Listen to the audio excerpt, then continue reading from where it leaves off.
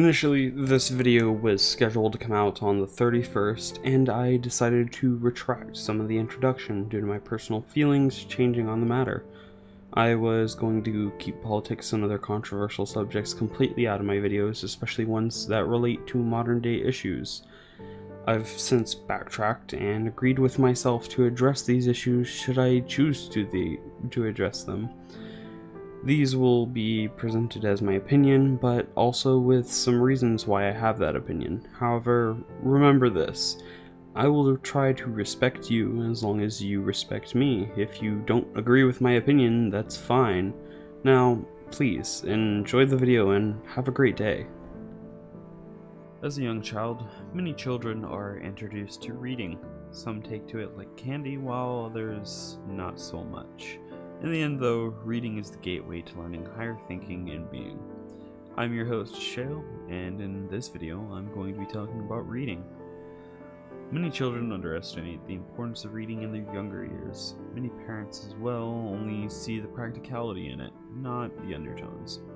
While it is important to learn reading today in today's society for practical reasons, such as reading a grocery list or understanding what you're writing, it also carries with it the ability to communicate experience. A well-written book with a character that encounters or has encountered a traumatic experience conveys emotion to the reader. Through reading, we can experience worlds and experiences that we cannot learn otherwise unless we were unfortunate enough to encounter them. While social encounters enable children to learn from direct experience, the indirect experience of books enables further learning. Now, I'm not saying we should toss aside direct experiences, as they are more intimately connected to us than anything else in reality. No, I am saying we should strive to learn from both. While it is entertaining to read a happy-go-lucky story, the learned experience does not further your experience of others. Those stories are typically good as stress relievers, usually not so much as indirect experience. Fantasy in particular is guilty of this, creating stories with a generally happy tone with minor or not intimate difficulties. They are, as the title of the genre says, fantasies.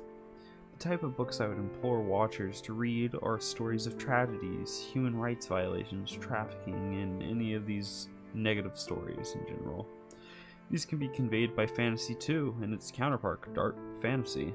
Stories like these, especially the non-fiction ones, are deeply disturbing and a catalyst for disgust or hopelessness in humanity. We shouldn't think of them that way. The reason people say never to forget the Holocaust, slavery, or the dropping of the atomic bombs is because they are crucial to humankind learning.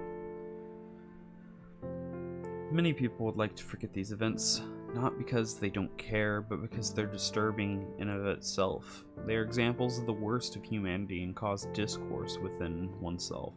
But that's exactly why we should take care to learn from them, so we understand the impact it has had, how it made others feel. See, most people understand emotions, but they don't take the time to understand other people's emotions. So what does this all have to do with reading? Well, when you're reading, you're forced to read what the character is feeling, their actions, their reactions. This allows you to understand someone other than yourself, even if they're fictional. This meets the definition of empathy, the ability to understand and share the feelings of another. The ability to understand others is an extremely useful, but also often undercredited ability that humans and animals can share. It allows us to take care of people that are impacted by experiences that we have never experienced ourselves. It allows us to work together and aids in building connections with one another. It's a part of why humans have gotten so far, because we can empathize with one another and care for one another. The best parts of humanity comes from its loving and caring aspects. The lack of these traits gives us the manipulators, the narcissists, the gaslighters, and so on the list goes. These people are able to prey on people's emotions to rob them, such as the case of John Donald Cody, also known as Bobby Thompson, who milked donors out of $100 million over a 7-year period for the United States Navy Veterans Association, and this was a complete and utter sham.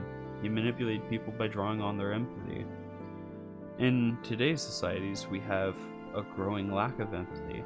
and it's allowed problems to surface, such as John Cody himself, where we have the tragedies like the deaths of African Americans at the hands of cops in America, or arguments about abortion. And no, I'm not getting into either of those topics here. I just brought them up for case point. These are just a few social dilemmas that require more than a moral black and white argument. They require the best qualities of humans: empathy. Instead of treating liberals or conservatives like trash due to their beliefs, why not actually listen and try to see where they're coming from? What happened to the saying, treat others how you want to be treated? The reason why people can't have proper debates is because they can't empathize with one another.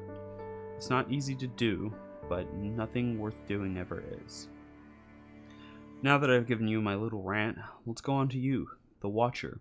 How can you help with this problem? Read with those God, or not. I'm not going to push religion on you. Give an eyes, and think about the horrific stories and events of the past. Feel for your fellow humans and try to understand them.